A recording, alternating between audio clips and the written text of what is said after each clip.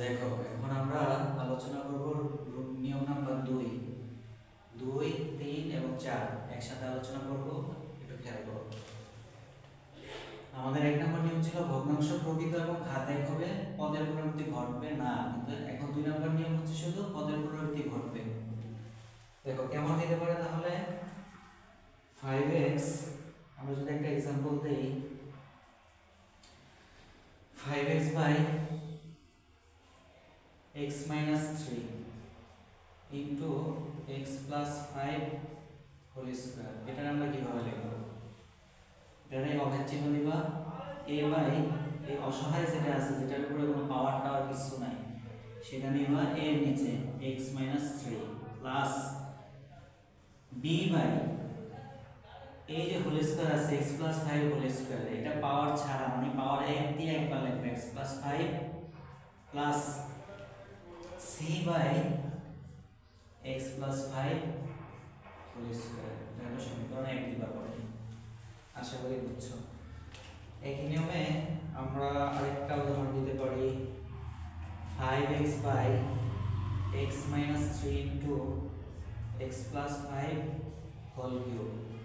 এটা আমরা কিভাবে করব? যেটার উপরে পাওয়ার নাই সেটা আমরা আগে লিখব a by x minus 3 plus তারপরে কি করব b by, দেখো এখানে আছে x plus 5 হোল কিউব, তাহলে আমি প্রথমে পাওয়ার 1 থেকে যাব x plus 5 power 1 plus c by x plus 5 whole square, তারপরে প্লাস c এর পরে কি d x plus 5 whole cube. তাহলে পাওয়ার থাকলে আমরা এইভাবে করব। আশা করি বুঝতে পারছো, অনেক ইজি।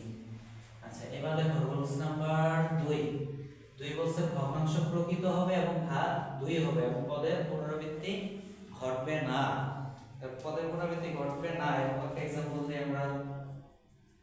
एग्जांपल 1 4x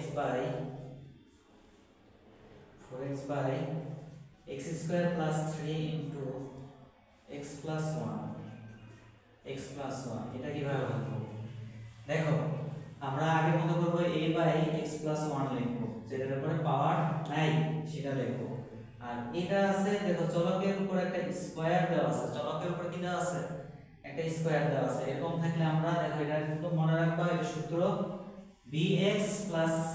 b আসলে কোথা থেকে? a এর পরের সংখ্যাটা হচ্ছে b, তাহলে bx plus c by এই x square plus 3 এটা হলো আংশিক ভগ্নাংশ। এটা বুঝলে আমরা আরেকটা করতে পারি। এটা 1 নাম্বার। 2 নাম্বার एग्जांपल যদি এরকম থাকে 3x by x plus 5 into 5x square plus 7 into 3x square minus 5, এটাকে আংশিক ভগ্নাংশে প্রকাশ করো। দেখো একই নিয়ম, একটু খেয়াল করলে তোমরা পারবা, অনেক সহজ।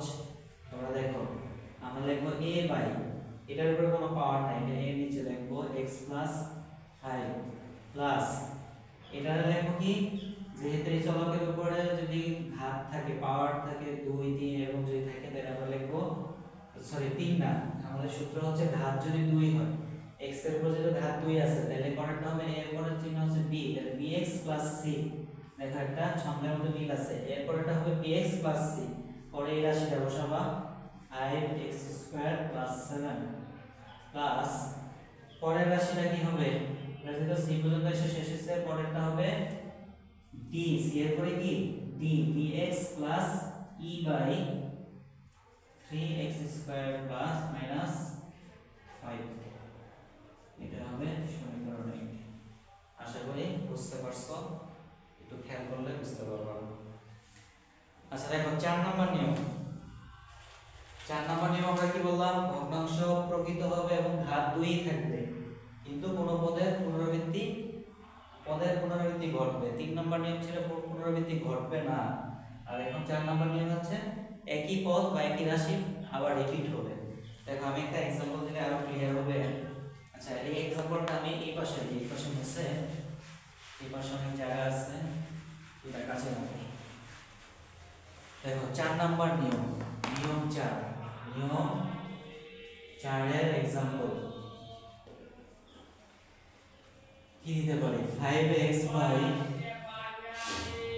x square plus 3 whole square. দেখো এটা পুনরাবৃত্তি হইল x স্কয়ার প্লাস 3 দুইবার 4x plus 3 4x plus 3 equivalent বা অভেদ চিহ্ন দাও, তারপর এটা কিভাবে ভাঙবা। নিয়ম 1 2 3 বুঝলে 4 নাম্বারটা একই নিয়ম, একবার ইজি, শুধু এখানে শুধু পুনরাবৃত্তি করবে। তাহলে দেখো এটা হচ্ছে অসহায়, এটার উপরে কোনো পাওয়ার নাই বা পাওয়ার 1 আছে, এটা আমরা আগে নিয়ে আসলাম a by 4x plus 3 plus এটা স্কয়ার, যে আমাদের 2 নাম্বার নিয়মে যে স্কয়ার ছিল তখন আমরা কি করছি ঘাত 1 কমায়ার আগে লিখছি। কিভাবে লিখছি, এটার উপরে লিখব আমরা bx c, এই হোল স্কয়ার বাদে লিখব x স্কয়ার প্লাস 3 প্লাস তারপরটা কি হবে c এর পরে হচ্ছে dx e, তারপরে এই হোল স্কয়ার সহ বসাবো x স্কয়ার প্লাস 3। যদি কোনো পদের পুনরাবৃত্তি হয় তাহলে আমরা কি করি 2 নাম্বার নিয়মে আমরা কিভাবে ভেঙে করছিলাম, আমরা একটু এটা আবার খেয়াল করব। তো আশা করি এটা বুঝছো। এটা 1 নাম্বার एग्जांपल। 2 নাম্বার एग्जांपल হচ্ছে এটা তোমরা নিজেরা করবে, আমি লিখে দেই, আমি একটু হেল্প করব পরে। 3x by x plus 5 into x square plus 3 into 3x square plus 4 whole square কি হবে, এটা আংশিক ভগ্নাংশে ভাঙবো। দেখো আমরা প্রথমে এটা কি লিখব a by x plus 5 plus এটা দেখো চলকের উপর যেটা 2 আছে আমরা এটা লিখব bx প্লাস c, মানে a এর পরে b bx plus c by x square plus 3 x square plus 3। তারপর এটা কিভাবে ভাঙবো প্লাস c এর পরে হবে dx প্লাস c, এটা মুখস্থ লিখে ফেলবা, একটা ছন্দ আছে a এর পরে bx প্লাস c, তারপর হচ্ছে c এর পরে dx প্লাস c, তারপর যদি আরো থাকে তাহলে কি হবে এর পরে কি f প্লাস c। আচ্ছা আমরা করতেছি, দেখো খালি স্কয়ার বাদে আমরা লিখব 3x স্কয়ার প্লাস 4 মানে পাওয়ার 1 এক পাওয়ার কম লিখলাম, তারপর এর পরে হচ্ছে fx plus g by 3x square plus 4। এবার এই হোল স্কয়ার দিয়ে এখানে তোমরা মান বসাবো, এটা হচ্ছে আংশিক ভগ্নাংশের প্রকাশ। ঠিক আছে, ভাঙানোটা আমরা বুঝতে পারলাম। আচ্ছা এরপরে আমরা এখন দেখব নিয়ম 5, নিয়ম নাম্বার 5। আচ্ছা তোমরা যারা আমার ক্লাসটা একটু বোর্ডটা একটু জুম করে নিবা, আমাকে দেখা দরকার নাই, আর বোর্ডটা তোমার একটু দেখা গেলেই হবে, একটু জুম করলে পরিষ্কার করে লেখাগুলো বড় দেখা যাবে। এই লেখাগুলো কথাগুলো শুনবা, আর লেখাগুলো যদি খাতায় নোট করো লিখে লিখে একটু খেয়াল করো তাহলে তুমি বুঝতে পারবা। তারপর না বুঝতে কমেন্ট সেকশনে তুমি আমাকে জানাবা যে তুমি কোন জিনিস জায়গাটা বুঝো নাই, আমি ওই জায়গাটা রাফ করে আবার তোমাদেরকে দিব, বা অন্য একটা ভিডিও ক্লাস দিব যেটাতে ওই প্রবলেমগুলো সলিউশন করে দেব। এবার দেখো নিয়ম নাম্বার 5, আমার সাথে লেখো নিয়ম নাম্বার 5, লাস্ট নিয়ম। ভগ্নাংশ যদি অপ্রকৃত হয়, ভগ্নাংশ অপ্রকৃত হলে কি করবা, একবারে শুরুতে যে বলছিলাম ভগ্নাংশ অপ্রকৃত হলে তাকে প্রকৃত বানায় নিতে হবে, তাকে প্রকৃত বানাতে হবে বা করতে হবে। 2 নম্বর 5 নম্বর নিয়মে 2 নম্বর ঘাত যদি সমান হয়, ঘাত সমান হলে ভগ্নাংশটা অপ্রকৃত ভগ্নাংশ। এই অপ্রকৃত ভগ্নাংশকে আমরা এবার কি করব, প্রকৃত বানাতে হবে, ঠিক আছে। আচ্ছা এখন আমরা একটা एग्जांपल দেখি, x³ by x square minus 25, এটা কি প্রকৃত ভগ্নাংশ নাকি অপ্রকৃত ভগ্নাংশ? x³ by x square minus 25, দেখো উপরে আছে পাওয়ার 3 আর নিচে আছে পাওয়ার 2, তাহলে লব বড় হর ছোট, তাহলে এটা হচ্ছে অপ্রকৃত ভগ্নাংশ। আমরা জানি যার লব বড় হর ছোট সেটা হলো অপ্রকৃত ভগ্নাংশ। তাহলে এটা অপ্রকৃত ভগ্নাংশ, তাই এটা আমরা কেমনে সিস্টেম করতে পারি, কিভাবে এটা মানুষ বানাতে পারি। দেখো এটা আমরা প্রকৃত বানানোর জন্য একটু চালাকি করব। x² - 25 এই রাশিটাই আমরা আবার উপরে লিখব x² - 25। এর সাথে কত গুণ করলে x³ আসে, x² এর সাথে x গুণ করলে x³ আসবে, কিন্তু আবার -25 এর সাথে x গুণ করলে তো -25x আসবে। তাহলে এই রাশিটা উপরে বেশি হয়ে গেল না, এটা তো উপরে নাই, তাহলে আমরা এটা যোগ করে দিলাম +25x দিলাম, তাহলে এটা একটা সমাধান হলো। এখন দেখো এটা আমরা লিখতে পারি এই যে x * x² - 25 x * x² - 25 এটার নিচে x² - 25 আলাদা করে দিলাম যোগের বর্তন বিধি অনুসারে। তারপরে এই প্লাস চিহ্নটা এখানে 25x / x² - 25, তার মানে হচ্ছে এই হরটা কিন্তু এটারও ভাগ, পরের যে রাশি আছে প্লাসের পরে এই রাশিটারও এই হর দ্বারা ভাগ x² - 25 দ্বারা ভাগ হবে। আচ্ছা ভাগ করলাম, তাহলে কি আসে, এই রাশি কিন্তু কাটা যায়, থাকে এখানে x প্লাস 25x / x² - 25। এবার আমরা এটা কি করতে পারবো, এবার এটা আমাদের প্রকৃত হলো না, এখানে উপরে x এর ঘাত হচ্ছে 1 আর এখানে x এর ঘাত হচ্ছে 2, তাহলে 1/2।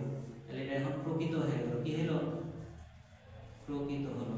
প্রকৃত হইলে আমরা এটার আংশিক ভগ্নাংশে প্রকাশ করতে পারবো। x কিছু করা লাগবে না, আমরা যখন করব তখন x প্লাস a বাই, যেমন এটা তো আরো ভাঙা যায় x, তাহলে লিখতে পারবো x প্লাস 25x বাই, এটা তোমরা জানো x plus 5 into x minus 5 x minus 5, এভাবে আমরা লিখতে পারবো। মানে x square minus 5 square, a square minus b স্কয়ারের সূত্র x plus 5 into x minus 5, এভাবে করলে এখন আমরা এটা কিভাবে আংশিক ভগ্নাংশ প্রকাশ করব দেখো তো। আচ্ছা এই পাশে করি, এই পাশে করি, তাহলে x cube by x square minus 25 এটা সমান সমান আমাদের লেখা গেল x প্লাস কি লেখা গেল 25x by x plus 5 into x minus 5। তাহলে এটা যখন আমরা অভেদ আকারে ভাঙবো এই পাশে লিখি, তাহলে x প্লাস শুধু এটারে ভাঙবো, লিখবো a বাই, এটা হলো রুল নাম্বার 1 অনুযায়ী x প্লাস 5 প্লাস এটা কি হবে b বাই x মাইনাস 5। তাহলে আমাদের এই পর্যন্ত ছিল 5টা নিয়ম। তোমরা যদি এই ভিডিওগুলো দেখো সুন্দরভাবে, আশা করি তোমরা বুঝতে পারবে এবং কোনো ঘাটতি থাকবে না, কনসেপ্ট একবারে ক্লিয়ার হয়ে যাবে। আর যদি কোনো সমস্যা থাকে তোমরা আমাকে জানাবা।